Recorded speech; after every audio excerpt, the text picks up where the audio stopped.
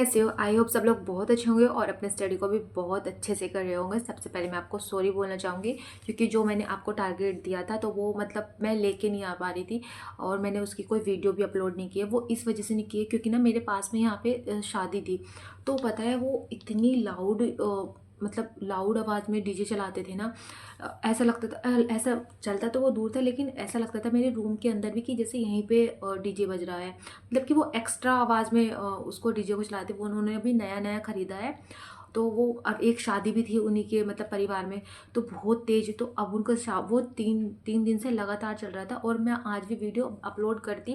देखो दिन में तो मुझे टाइम नहीं मिल पाता कि मैं दिन में आप लोगों के लिए वीडियो अपलोड कर दूँ। तो मैं रात को ही सारा प्रोसेस आपको बता देती हूँ कि मतलब क्या टारगेट है, क्या कुछ करना है। तो बस उसी के कारण ना मैंने 2 दिन से अब कोई भी वीडियो अपलोड नहीं की है क्योंकि फिर मेरी इस आवाज़ से ज़्यादा आप लोगों को ना डीजे की आवाज़ आती, तो इस वजह से ही मैं कोई वीडियो नहीं बना पाई थी। और लेकिन हाँ, हमारा जो मैं आपको बता देती हूँ कि हमारे 8 जो डे 8 का टारगेट था उसमें हमारा क्या-क्या था। उसमें हमें मूल विधि में बीएनएस पढ़ना था, मैथ का परसेंटेज पढ़ना था, रीजनिंग में कैलकुलेशन का कैलेंडर पढ़ना था और ये मुझसे गलती से कैलकुलेशन लिखा गया था। नॉन वर्बल में 25 क्वेश्चन करने थे और कैलकुलेशन करनी थी और कंप्यूटर में एमएस वर्ड पढ़ना था। जीके जीएस में वैदिक सभ्यता, पॉलिटी में 36 से 45 आर्टिकल याद करने थे। स्टैटिक जीके में देश की सीमा, पड़ोसी देश का रिवीजन करना था और हिंदी में छंद 15 साहित्य के क्वेश्चन, 20 ब्लोम शब्द। हमें ये सब चीज़ें हमें करनी थी। लेकिन मैंने अपनी पढ़ाई तो की है लेकिन मैं ऐसा नहीं कि मैं आगे पहुंच गई हूँ। मैं भी आप लोगों के टारगेट के साथ ही चलूँगी। ये नहीं कि मतलब टारगेट बना दिया है और मैं आपसे आगे आगे जाऊँगी, नहीं। मैंने एक्स्ट्रा कुछ नहीं पढ़ा था। जो टारगेट में था सिर्फ उसी चीज़ को रिवाइज किया है और उसी चीज़ को पढ़ा है। तो चलिए मैं अब आपको ना टेबल पर दिखा देती हूँ कि मैं कैसे पढ़ती हूँ, मेरी स्ट्रेटेजी क्या रहती है। आप लोगों ये रहता है ना कि दी आप कैसे पढ़ते हो, लेकिन मैं हर एक वीडियो में आपको बता देती हूँ कि मैं कैसे पढ़ती हूँ और मैंने अपना आपको टाइम टेबल भी शेयर किया हुआ है कि मेरा टाइम टेबल क्या रहता है और कैसे नहीं रहता है। आप मेरी टाइम टेबल वाली वीडियो देख लीजिएगा और मैं उसका लिंक भी लगा दूंगी कि मेरा टाइम टेबल सुबह से लेकर शाम तक का क्या रहता है। लेकिन अब मैंने ये डिसाइड किया है क्योंकि जब भी मैं कोई मैथ की वीडियो बनाती हूँ तो उसमें आप लोगों के बहुत सारे डाउट रहते हैं कि दी आप कैसे पढ़ती हो, कैसे पढ़ती हो। तो मैंने ये सोचा अब ना मैं डेली स्टार्टिंग में आप लोगों को मैथ की कुछ ना कुछ टिप्स ज़रूर दिया करूँगी कि मैथ को कैसे इंप्रूव करें, आप कैसे स्टार्ट कर सकते हैं, अगर आप बिगनर्स हैं तो कैसे तैयारी कर सकते हैं। तो वो मैथ की ना जो भी मैंने स्टार्टिंग में जो भी मैंने अपने लिए टिप्स अपनाई थी वो मैं आपको ज़रूर शेयर करूँगी। और मतलब मुझे ऐसा लगता है कि जैसे मैंने पढ़ा है ना, अगर पढ़ लेगा ना वो सच में उसे मैथ आ जाएगा। लेकिन हाँ देखो, आपको पेशेंस बनाए रखना होगा। अगर आप ये बोलेंगे कि दी हमसे एक बार में आ जाए, एक दिन में आ जाए या 15 दिन में मैथ आ जाए, तो मैं इम्पॉसिबल है, मैं नहीं बोल सकती कि आपसे 15 दिन में या एक दिन में आ जाएगा, नहीं। आपको उसको टाइम देना पड़ेगा और मतलब 3 से 4 घंटे आपको प्रॉपर देने ही पड़ेंगे। और मैं आपको आगे डिस्कस करने वाली हूँ कि मैं एक सब्जेक्ट को कितने आवर देती हूँ और कितने आवर नहीं देती हूँ, कौन से सब्जेक्ट को कितने आवर देती हूँ। क्योंकि देखो अब मेरा मैथ ठीक हो गया है तो अब मैं मतलब स्टार्टिंग में जब था वीक तो मैं 5 से 6 घंटे तक मैथ को ही पढ़ती थी क्योंकि जो मेरा सब्जेक्ट वीक था। लेकिन अब वो मेरा ठीक होने लगा है तो अब मैं उसको इतना नहीं पढ़ती हूँ। मतलब पढ़ती तो प्रैक्टिस करती हूँ, 2.5 से 3 घंटा मेरे लिए बहुत होता है प्रैक्टिस के लिए। तो फिर अब मैं नहीं करती हूँ। तो मैं अब आपको ना टेबल पे बताऊंगी कि मतलब मेरा क्या कैसे क्या रहता है, सुबह से मैं क्या करती हूँ क्या नहीं करती हूँ, रात में आके क्या पढ़ती हूँ और कितने आवर कौन से सब्जेक्ट को दे रही हूँ। तो फिर चलो अब अपने टारगेट के ऊपर डिस्कस करते हैं। ओके, जब मैं टेबल पे दिखाती हूँ हमारे डे 8 का टारगेट, जिसमें हमने मूल विधि को वीनस करना था और हमारा आज कितनी 11 12 13 में हमारा ये वीनस कंप्लीट हो जाएगा और आई होप आप लोगों का भी ये कंप्लीट हो जाएगा। और मैथ में हमें परसेंटेज करना था और मैथ भी हमारा 13 में कंप्लीट हो जाएगा परसेंटेज बिल्कुल। अब हम 14 से हम न्यू चैप्टर स्टार्ट करेंगे। रीजनिंग में हमें कैलेंडर पढ़ना था, वो गलती से मुझे कैलकुलेशन लिख गया था। और कैलकुलेशन में इंस्पेक्टर चालीसा पढ़नी है, 20 टेबल, 20 स्क्वायर, 20 क्यूब। कंप्यूटर में एमएस वर्ड पढ़ना था। जीके में हिस्ट्री में वैदिक सभ्यता पढ़नी थी। पॉलिटी में 36 से 45 आर्टिकल पढ़ने थे और स्टैटिक जीके में हमें देश की सीमा, पड़ोसी देश का रिवीजन करना था। और हिंदी में छंद प्लस 15 साहित्य क्वेश्चन, 20 विलोम शब्द। और मैं आप लोगों से भी मतलब मैं अपने मन में यही सोचती हूँ कि आप लोगों ने भी मतलब उसका जो रस का है आपने भी अच्छे से रिविजन कर लिया होगा। और मैं आपको दिखा देती हूँ, ये मैथ कंसेप्ट बुक है। इसमें ना आप जब मैंने मंगाई थी तो शायद मुझे 100 रुपीज़ की मिली थी। अब मुझे इसका प्राइस नहीं पता कि कितने की है और कितने की नहीं, क्योंकि जब मैंने स्टार्टिंग में इसको बनाया था तो ऑनलाइन ही मंगाया था, ये तब लॉन्च ही हुई थी, तब मैंने मंगाया था। तो मैं आपको इसमें से बता देती हूँ। आज मैं सबसे पहले जो डिस्कस करूँगी ना वो मैथ के ऊपर ही डिस्कस करूँगी, क्योंकि मुझे ऐसा लगता है कि अगर मैं थोड़ी थोड़ी टिप्स और ट्रिक भी देने लगी तो शायद आपको कुछ हेल्पफुल लगे मेरी वीडियो, या मेरी जो जो मैं आपको टिप्स बताती हूँ। तो देखिए, सबसे पहले जो मैं करती थी ना, 1 मिनट रुको, मैंने इसमें ना आपको जो एडवांस मैथ के उसके सारे फॉर्मूलाज हैं इसमें, और अर्थमेटिक के भी ऐसे नहीं है। तो मैंने ना इसमें से सबसे पहले, देखो मैं दिखाती हूँ 1 मिनट, देखो पेपर भी फोल्ड है। इसमें जो आता है ना, मैं आपको ये इसमें देखो, ये दे रखा है स्टार्टिंग में, इन्होंने यहाँ पे दे रखा है स्क्वायर दे रखे हैं, ये फर्स्ट पे स्क्वायर है, और इधर हमारे जो दे रखे हैं क्यूब हैं, ये स्क्वायर है, ये क्यूब है, तो और ये स्क्वायर रूट है। तो मैंने स्क्वायर रूट तो याद नहीं करे, जो चीज़ मैंने याद नहीं करी तो मैं आपको भी नहीं बोलूँगी कि आप याद करें। अगर आपको ऐसा लगता है कि हाँ मुझे याद करनी चाहिए तो आप इसको कर सकते हो, मैं मना भी नहीं करूँगी। तो देखो, ये 1 से लेके ना मैंने देखो 30 तक कंप्लीट हो रखे हैं, यहाँ पे निशान भी लग रहा है, लेकिन जो मेरे स्क्वायर याद है वो मैंने 40 तक करे हैं। लेकिन मैं इनका ऐसा नहीं है कि अब मुझे याद हो गए हैं तो मैं इनको भूल जाऊँगी, नहीं, मैं इनको मतलब अपना मैथ पढ़ने से पहले या रीजनिंग पढ़ने से पहले, ये तो डिसाइड नहीं रहता मेरा कि मैं मैथ पढ़ने से पहले कर लूँ या रीजनिंग पढ़ने से पहले, लेकिन हाँ करूँगी इन दोनों सब्जेक्ट के, जब स्टार्टिंग में करने बैठूँगी तो करूँगी इन दोनों सब्जेक्ट के पहले ही इनका रिवीजन। 1 से लेकर 40 तक जल्दी जल्दी से पढ़ती चली जाती हूँ स्क्वायर, और जो क्यूब मैंने याद कर रखे हैं वो 25 तक याद कर रखे हैं। मैं ये भी नहीं बोलूँ कि मैंने 30 तक याद कर रखे, नहीं, बस मैंने ओनली 25 तक क्यूब याद कर रखे हैं। जो टेबल याद कर रखे हैं वो भी मेरे 25 तक याद है, और देखो इसमें टेबल भी दे रखे हैं, मैं दिखाती हूँ, ये इसमें टेबल दे रखे हैं 21, 24, 25, 26, 27, 29, 30, और जो मेरे जो टेबल मुझे अच्छे से याद है ना वो 27 तक याद है। 28, 29 का तो मुझे याद नहीं है, लेकिन हाँ 30 का तो ऐसे कर लेंगे, लेकिन जो मुझे अच्छे से याद है ना वो टेबल जो 27 तक है। और ऐसा नहीं है कि मुझे टेबल, क्यूब, स्क्वायर सिर्फ 1 दिन में याद हो गए, नहीं, इसको भी ना मुझे टाइम लगा है, मैंने इसको टाइम दिया है, हर पढ़ने से पहले मैंने इनको रिविज़न करा है। और मतलब चाहे स्टार्टिंग में टाइम टेकिंग लगता है कि अरे इतनी देर में तो हम इतने क्वेश्चन की प्रैक्टिस कर लेते, नहीं, लेकिन मैंने इनको टाइम दिया है और अच्छे से मैं इनको फॉलो करा है, तब जाके मुझे याद हो। और ऐसा ये भी नहीं कि मुझे 1 दिन में याद हो गया, मैं इनको मतलब मुझे भी ये पूरा 1 मंथ लगा था। मैंने सोचा था कि अगर मैं रोज़ का 1 टेबल भी याद करूँगी तो मुझे मतलब अगर मुझे 11 तक भी याद है 12 का, तो मुझे 10 से 11 दिन लगने वाले हैं इन सारे टेबल्स को याद करने में। तो मैंने ये आपको बता दिया कि किस बुक से मैंने किया, और मैं आपको बिल्कुल भी प्रेफर नहीं करूँगी कि मतलब आप इस बुक को ही लीजिएगा और आप इस बुक से ही पढ़िएगा, नहीं। अगर आपको ऐसा लगता है कि मुझे फॉर्मूले भूल जाता हूँ मैं, मतलब मुझे याद नहीं रहते हैं, एक बुक होती तो उसमें मैं कर लेता, तो आप इस बुक को ले सकते हो।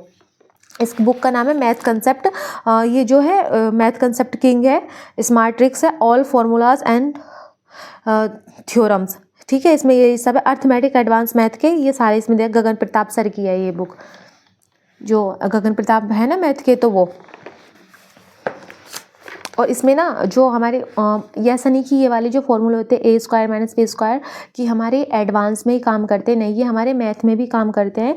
तो ये हमें मतलब जो मैं ज़्यादा तो नहीं बोलूँगी, लेकिन यहाँ तक आपको 10 नंबर तक ना आपको ये फॉर्मूलेस आपको याद है। अगर आपको देखो, अगर आपको लिखने हैं तो मैं आपको दिखा देती हूँ, तो आप इसको ना लिख सकते हो, मतलब आप अपनी नोटबुक पे कर लेना, तो आपका इससे मतलब आपको याद हो जाएंगे, तो आपके लिए अच्छा ही रहेगा, आप इसको कर सकते हो। इससे भी या तो स्क्रीनशॉट ले लीजिएगा, ताकि आप जब भी आप फ़ोन खोलो, या इसको ना वॉलपेपर लगा लेना, इसको मतलब क्रॉप करके वॉलपेपर लगाना है, ताकि जब भी आप इसको अपने फ़ोन को खोलो तो आपको एकदम से नज़र पड़े इस पर, ठीक है। ये मैंने आपको मैथ्स की बात बता दी।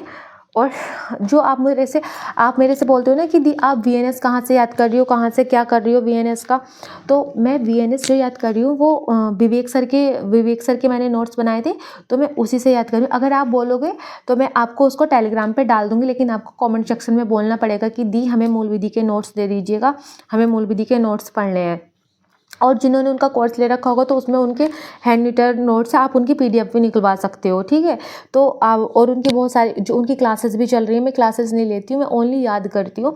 और जो मैं बुक से पढ़ती हूँ मूल विधि की, तो वो मैं घटना चक्र की बुक से पढ़ती हूँ, मूल विधि भी एंड पॉलिटी भी। तो बोलोगे दीदी दिखा दीजिएगा, तो वो बुक तो यहाँ पे नहीं है, वो बुक है ना वो मेरी लाइब्रेरी में रखी है मूल विधि वाली, ठीक है। ये होगी पॉलिटी एंड उसकी बात। और ये मतलब इसमें मेरे ये लिखा हुआ है आर्टिकल, ये सब कुछ है इसमें से। मैं घर के लिए बहुत मतलब मेरे भाई की नोटबुक थी ये, तो मैं इसी में से याद कर लेती हूँ।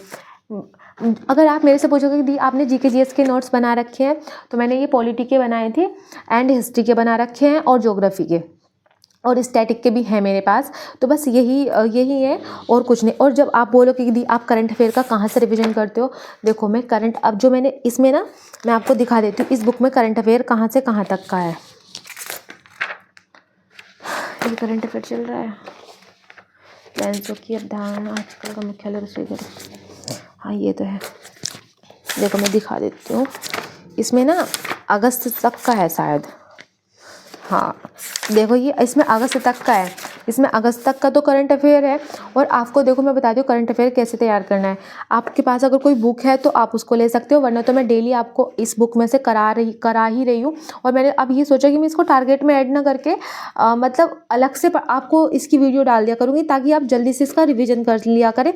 और इस बुक के ना जितने भी क्वेश्चन है, हम इस बुक को, इसमें 900 के समथिंग क्वेश्चन है, मतलब सारे प्रैक्टिस लगा के अभी तो ये इसके हैं। और इसमें अभी ये क्वेश्चंस यहाँ से क्वेश्चन स्टार्ट हो जाएंगे। तो ये टोटल क्वेश्चंस जो है ना 900 हैं, ताकि हम ना इसका एग्ज़ाम से पहले 2 से 3 बार इसका अच्छे से रिवीजन कर लें। सिर्फ आपको पढ़ने से ही याद हो जाएगा इसमें कि हाँ ये कितना कैसे है और क्या करना है। ये मेरी करंट। और आपको अगस्त तक का इसमें से हो जाएगा। और अगस्त से आगे का जो वो है गौरव सर की ना वीडियो पढ़िए, उनके अपने बर्थडे वाले दिन उन्होंने मैराथन ले रखी है, तो आप उसको ना धीरे धीरे अगर 1-1 घंटा देखोगे ना तब भी आप उसको कर लोगे। ये तो 7 से 8 घंटे की है शायद वो, और आप देख लेना कितने घंटे की, अगर 1-1 घंटा भी लोगे ना उसके नोट्स बना लेना तो उसको कर लेना। और जो अब आज से ना गौरव सर की क्लास लेना स्टार्ट कर दीजिएगा। उसको मैं ये नहीं बोलूँगी कि आप नोट्स बनाइएगा, जो आपको इंपॉर्टेंट लगता है ना तो उसको लिख लीजिएगा। और उनकी जो बुक आती है फुल पत्ती वाली, तो आप उसको भी ले सकते हैं जो हर मंथली आती है। ये हमारे करंट की बात हो गई। आप बोलोगे दी आप जीके जीएस को कितने आवर पढ़ती हो और कितने घंटे देती हो। देखो मैं जीके जीएस को जो देती हूँ ना वो 3 आवर देती हूँ। ऐसा नहीं कि मैं ज़्यादा देती हूँ, बस 3 आवर ही दे पाती हूँ जीके जीएस को। और क्योंकि वहाँ से आती हूँ मैं 4:30 बजे के समथिंग आती हूँ, तो फिर मेरे पास इतना वेट, फिर मैं 8 बजे पढ़ने के लिए बैठती हूँ, 8 से जो मैं फिर मैं 1 बजे तक पढ़ती हूँ। ठीक है। और अभी भी मैं आपको टाइम दिखाती तो शायद इसमें बैक कैमरा मेरा फ़ोन दूसरा वाला उधर रखा है। 1 मिनट रुको, देखो मैं अभी दिखाती हूँ, आप वेट करो थोड़ा सा। 1 मिनट रुको, मैं अभी लेके आती हूँ और दिखाती हूँ कितना टाइम हो रहा है।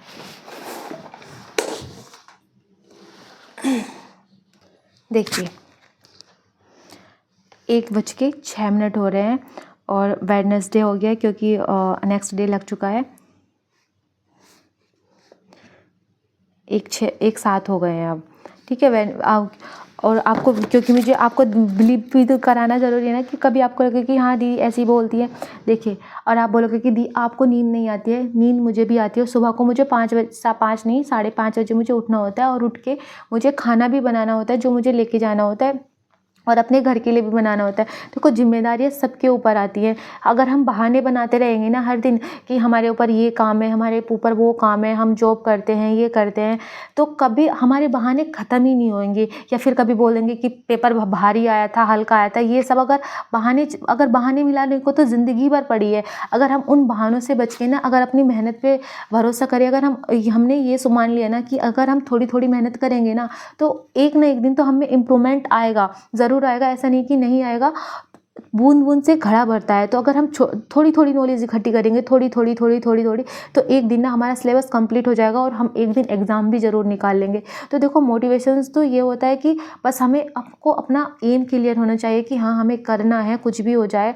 और फालतू की बातों में ना बिल्कुल भी ध्यान मत देना, क्योंकि पता है हमारे दिमाग में टेंशन ना खाली रहने से ज़्यादा आती है। इतना जब हम बिज़ी रहते हैं ना, हमें पता ही नहीं लगता कि क्या हो रहा है क्या नहीं, तो हमें तब इतनी टेंशन नहीं रहती। अगर जब आपका माइंड पूरा उसमें रहेगा ना पढ़ाई में कि हाँ मुझे ये सब करना है, ये करना है, वो करना है, तो फिर आपको ना कोई टेंशन नहीं होने वाली। लेकिन पहले मैं अपने जीके जीएस की बात बता देती हूँ कि मैं जीके जीएस में पहले क्या क्या पढ़ती हूँ।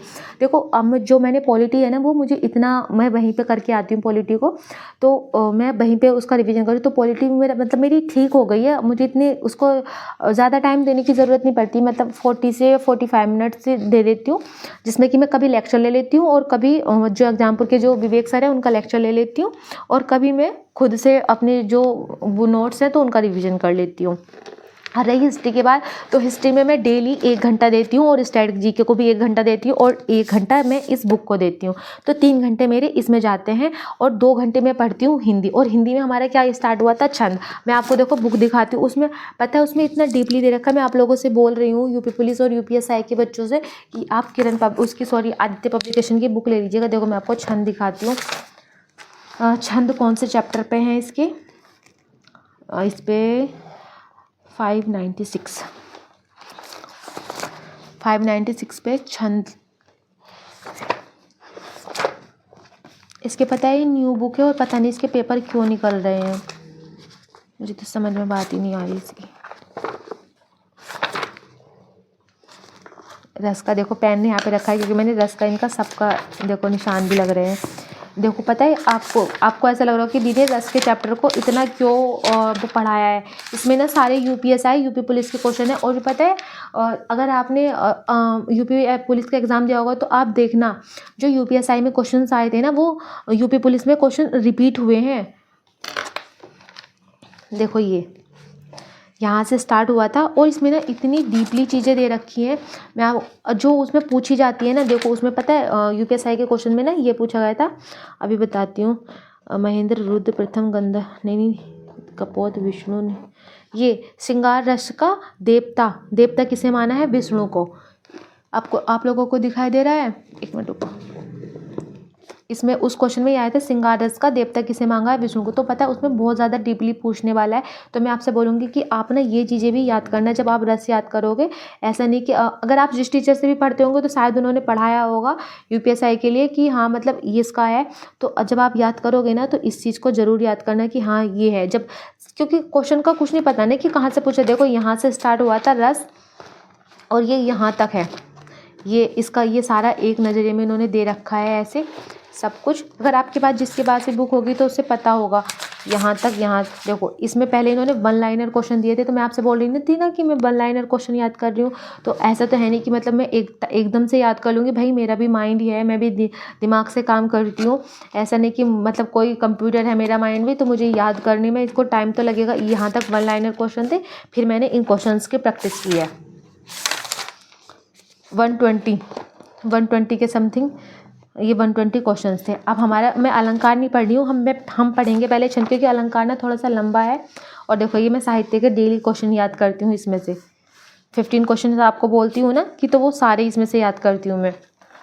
अब देखो अभी दिखाती हूँ छंद।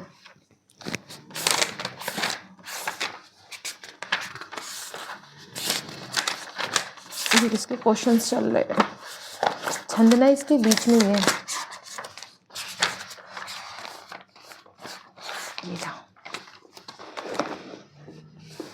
देखिए ये हो गया हमारा छंद। और छंद देखो मैं आपको ना इसका थोड़ा सा पढ़ के बता देती हूँ इसमें क्या क्या लिखा हुआ है। अगर छंद के भेद होते हैं 2, वर्णिक छंद और मुक्तक छंद। और मात्रिक छंद कितने होते हैं, 3 होते हैं। वर्णिक छंद, मात्रिक छंद, मुक्त छंद। ठीक है। तो और जो वर्णिक छंद होता है उसके भी भेद होते हैं 3। कौन कौन से, सम, अर्धसम, विषम। कौन कौन से, सम, अर्धसम, विषम। और सम के भी भेद होते हैं साधारण और दंडक। और साधारण के कितने, 26 वर्ण नक होते हैं और 26 वर्ण से अधिक होते हैं। और जो मात्रिक छंद होता है उसमें भी सम, अर्धसम, विषम होते हैं। जो वर्णिक छंद में होते हैं सम, अर्धसम, विषम, और मात्रिक छंद में भी सम, अर्धसम, विषम होते हैं। तो इसमें भी साधारण, दंडक होता है और इसमें 32 मात्राएं होती है, इसमें भी 32 मात्रा से अधिक होती है। और मुक्तक छंद का कोई भेद नहीं होता है। ये मतलब इसको पढ़ो या मत पढ़ो, मैं सर भी नहीं पढ़ाते हैं इसको। अगर आपने पढ़ रखो, अगर मैं आपसे ये बोलूँगी अगर आपको हिंदी पढ़नी है ना तो देखो नवीन सर की भी प्लेलिस्ट है और विवेक सर की भी प्लेलिस्ट बनी पड़ी है। अगर आपको यूट्यूब से हिंदी करनी है ना तो आप मतलब विवेक सर से भी पढ़ सकते हो, उनकी फुल प्लेलिस्ट है। और नवीन सर की भी फुल प्लेलिस्ट पड़ी है यूट्यूब पे। आप दोनों में से किसी से भी पढ़ सकते हो, दोनों ही बेस्ट टीचर है हिंदी के। और उनका ना डेली 8 बजे प्रैक्टिस सेट चलता है विवेक सर का एग्जाम बोर्ड पर। आप उसको, अगर आपका सिलेबस कंप्लीट है तो आप उसको फॉलो कर सकते हो, ताकि आपको ना चीज़ें, अगर आपको ऐसा लगता है कि मैं चीज़ें भूल जाता हूँ तो उससे ना सारे कंसेप्ट रिवाइज होते रहते हैं। उससे पता लगता रहता है कि हाँ उसमें ये होता है, ऐसे होता है। बस रिवीजन के लिए अच्छा है मतलब।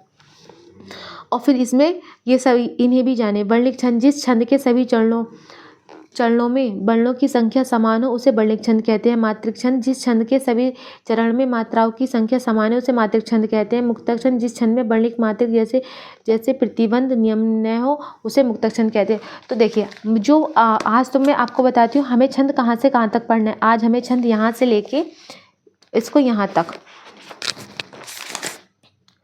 यानी कि हम एक पेज नहीं, हम यहाँ तक पढ़ेंगे इसको।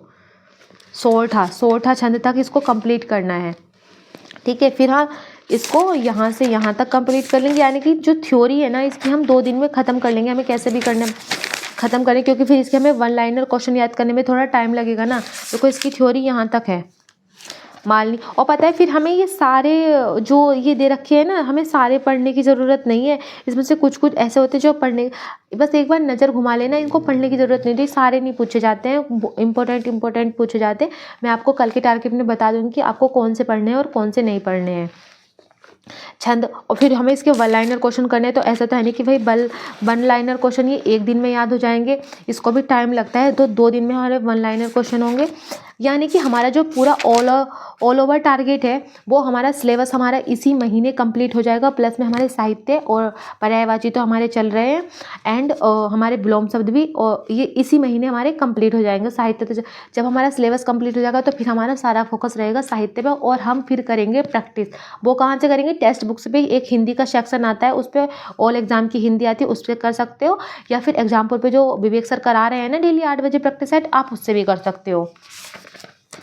और ये हमारे साहित्य के क्वेश्चन चल रहे हैं। जब तक हमारा एग्जाम होगा इन 2 महीने में हमें ये साहित्य के क्वेश्चन भी हमें कंप्लीट करने हैं। और मैं आपको ये बता देती हूँ कि जो हमारा साहित्य के क्वेश्चन तो हमें करने हैं। अगर आप चाहते हो कि मैं साहित्य के क्वेश्चन टेलीग्राम पे अपलोड करूँ, जैसे वो जितने भी क्वेश्चंस रहते हैं आपको उसमें ये रहते हैं ना, अभी मुझे एक चीज़ दिखाती हूँ इसमें, शायद इसमें कहाँ, एक मिनट रुको। जैसे उसमें ये काल रहते हैं, आधुनिक काल, वीरगाथा काल, रीति काल, ये सारे उसमें प्रयोगवादी काल, ये सब मैं आपको उसमें मतलब अगर आप बोलोगे तो मैं उसमें डाल दूंगी, अदरवाइज़ अगर आप नहीं बोलोगे तो मैं नहीं डालूंगी। तो ये मैंने आज आपका टारगेट समझा दिया है कि इसमें कैसे क्या करना होता है और मैं आपको कैसे पढ़ती हूँ। और देखिए इंस्पेक्टर चालीसा मैंने आपको बता दिया है, इंस्पेक्टर चालीसा नहीं बताया। अब मैं बात कर लेती हूँ कि मैं इंस्पेक्टर चालीसा की, मैं आपसे बोलती हूँ कि आज हमें जो 2 डिजिट वाले हैं उनके क्वेश्चन करने, तो हमने 2 डिजिट वाले क्वेश्चन को कर लिया है। आई होप आपने भी कर लिया होगा। तो कल से हम जो स्टार्ट करेंगे तो वो हम 3 डिजिट वाले यानी कि 3 संख्याओं को जोड़ने वाला स्टार्ट करेंगे। और मैं स्टार्टिंग में ना अब आपको मतलब मैथ से ही बताया करूँगी कि मैं मतलब अगर आपको समझ में नहीं आता ना कि मतलब कैसे ऐड करना है और कैसे ऐड नहीं करना, तो मैं आपको स्टार्टिंग में बता दूँगी, क्योंकि ये लैंग्वेज भी हर किसी को समझ में नहीं आने वाली कि इसमें 3 को कैसे ऐड करना है। तो मैं हर स्टार्टिंग में आपको ये मैथ का इंपॉर्टेंट जो होता है मैं आपको बता दिया करूँगी कि हाँ इसमें आपको ये करना है। और हमें कोशिश करनी है कि हम इन 2 मंथ में इस बुक को ख़त्म कर दें। इतनी भी बड़ी बुक नहीं है, हम ज़्यादा से ज़्यादा क्वेश्चंस की प्रैक्टिस करेंगे। अगर हमने प्लस वाले अच्छे से कर लिए ना तो फिर माइनस और मल्टीप्लाई वाले तो हमारे बहुत ईजिली से हो जाएंगे, ठीक है। आपको टारगेट बताया है वो आपको समझ आ गया होगा। देखिए मेरा टारगेट आपको थोड़ा लॉन्ग लग सकता है, लेकिन मुझे लगता है कि ये आपके लिए बहुत ज़्यादा हेल्पफुल होगा, क्योंकि अब मैं चाहती हूँ कि जैसे मैं पढ़ रही हूँ आप वैसे पढ़ें। लेकिन देखिए अगर आप बोलोगे कि दी आप इतने घंटे पढ़ती हो, नहीं, देखिए ओवरऑल मिला के ना जो मेरा स्टडी का घंटे बनते हैं तो वो मेरे 12 आवर ही बन पाते हैं, इससे ज़्यादा नहीं पढ़ती हूँ मैं, बस मेरे 12 आवर पढ़ते हैं। क्योंकि देखो मैं कितनी भी कोशिश कर लूँ ना, तो देखो मैं भी एक इंसान हूँ, तो मेरा भी मन करता है कि हर चीज़ के करने का। ऐसा नहीं कि आपको मैं मतलब वीडियो में सीरियसनेस वाली लड़की नज़र आती हूँ, लेकिन मैं मतलब बहुत ज़्यादा जो होता है ना शैतान बच्ची, तो मतलब वो हूँ, मेरे अंदर बहुत ज़्यादा शैतानियाँ बड़ी पड़ी है। तो ऐसा नहीं है कि मैं बस शैतानी नहीं करती हूँ, मैं बहुत ज़्यादा शैतानी करती हूँ। तो मेरे अंदर ना वो जैसे होता है ना चंचलपन, तो वो बहुत ज़्यादा है। देखो मेरे हाथ पे ना आज ये प्रैक्टिस का होके रखा है। जब मैं टेस्ट लगा रही थी ना, आज ना मैंने यूपीएसआई का जो है ना ऑफलाइन टेस्ट लगाया है। तो पता है मुझे इतना मतलब ऑनलाइन में ये होता है कि कर मतलब वो लगाते हैं ना मतलब ऑनलाइन पे तो हमें बस बटन क्लिक करना होता है, सेव करके आगे क्वेश्चन पे चले जाना होता है। लेकिन जब मैं उसको ऑफलाइन लगा रही थी ना, तो मतलब मुझे मतलब टाइम ज़्यादा लगा है। ऐसा नहीं कि मुझे टाइम कम लगा है, मुझे ना टाइम ऐसा लगा। वो तो उसमें अच्छा हुआ था कि वो जो मेरा फर्स्ट प्रैक्टिस सेट था तो उसमें क्वेश्चन ज़्यादा टफ नहीं दे रखे थे, ईजी थे, तो जो मेरे मतलब टाइम टू टाइम हो गए। लेकिन हाँ मैंने ना उसमें टाइमर लगा के रखा था 40 मिनट में 40 क्वेश्चन का। तो मैं जैसे और लेकिन मैंने जो वो क्वेश्चंस कर लिए थे वो 37 मिनट में ही कर लिए थे, 3 मिनट पहले कर लिए थे। लेकिन मुझे ना ऐसा लग रहा था कि मैं उन क्वेश्चंस को करने में टाइम लगा रही हूँ, क्योंकि उसमें ना मैंने जैसे पहले उस पर 1 2 3 4 5 करके लिख लिया था, तो ABCD करने में ना मुझे टाइम लग रहा था। तो इतना टाइम हमें वहाँ पे गोले भरने में लगेगा। जब हम UPSI या यूपी पुलिस का एग्जाम देंगे, तो आपसे मैं बोलूँगी कि आप ना मतलब ऑफलाइन एक बुक खरीद लीजिएगा। तो या जो मैंने PDF डाल रखी है ना, तो मैं उसी से प्रैक्टिस कर रही हूँ। जो टेलीग्राम पर डाल रखी है ना, किसकी PDF है, तो वो मुझे नाम याद नहीं आ रहा उनका, एनकाउंटर की जो PDF डाल रखी है ना UPSI के लिए, तो आप उनसे प्रैक्टिस कर सकते हो। तो मैं उसी से प्रैक्टिस कर रही थी, तो मुझे टाइम लगा। तो आप भी ना से 1 2 3 करके डाल लेना, तो आपको ना वो चीज़ें हेल्पफुल मिलेगी। और मैं आपसे बोलूँगी कि या कोई बुक ले लेना जो भी आपको पसंद है, तो एक ऑफलाइन भी आपको देना चाहिए। तो ये मेरे आज के टारगेट की बात हो गई है, और अब हम मिलते हैं कल। और आपको मेरी वीडियो कैसी लगती है तो प्लीज़ लाइक शेयर सब्सक्राइब करना मत भूलिएगा। एंड आपको जो भी डाउट रहता है या आप मुझसे कुछ भी इम्प्रूवमेंट चाहते हैं, तो प्लीज़ मुझे कमेंट सेक्शन में ज़रूर बताया करना कि दी हाँ हमें ये प्रॉब्लम होती है, ये नहीं ये ऐसा है कि हम इतना पढ़ाई को टाइम दे रहे हैं, ये कुछ भी जो भी आपकी बातें होती है प्लीज़ मुझसे शेयर कीजिएगा, ताकि मैं नेक्स्ट वीडियो में आपकी प्रॉब्लम का सोल्यूशन ला सकूँ। और मैं आपसे यही होप रखती हूँ कि जैसे मैं पढ़ती हूँ, जैसे मेरे सामने मतलब मैं बहाने नहीं बनाती हूँ, तो मैं आप लोगों से भी यही चाहती हूँ कि आप लोगों के पास भी ना कोई बहाने ना हो। बस आपके पास हो तो आप आना हो, तो वो और सिर्फ मतलब सिलेक्शन का होना चाहिए कि हाँ कुछ भी हो जाए, दिन में टारगेट कंप्लीट नहीं किया कोई बात नहीं, मैं रात में करूँगा। अगर आप 6 आवर भी डेली दे रहे हो ना अपनी स्टडी को, तो आपके लिए सफिशिएंट है। बस आपको डेली रेगुलरिटी बनाए रखनी होगी, आपको एक फोकस बनाए रखना होगा। देखिएगा कि एक दिन ना आपको खुद इम्प्रूवमेंट लगने लगेगा कि हाँ मुझसे क्वेश्चन बन रहे हैं, क्योंकि सबके साथ अलग अलग प्रॉब्लम है। तो कुछ ना कुछ रहता ही है कि कोई जॉब के साथ भी तैयारी कर रहा होता है, लेकिन ऐसा नहीं कि हम जॉब कर रहे हैं तो हमारा नंबर नहीं आएगा, आएगा। बस हिम्मत रखिए और अपने आप जिस भी ईश्वर को मानते हो उसको दिन में हमेशा थैंक यू बोलना कि हाँ जो भी हो महादेव मेरा मतलब जो भी आपका एम हो, हे महादेव मेरा वो एम कंप्लीट हो गया है, thank you thank you thank you. I hope आपको ये वीडियो अच्छी लगी होगी। तो मिलती हूँ आपसे नेक्स्ट वीडियो में नए टारगेट के साथ, पूरे जोश के साथ। Okay bye, love you, Har Har Mahadev.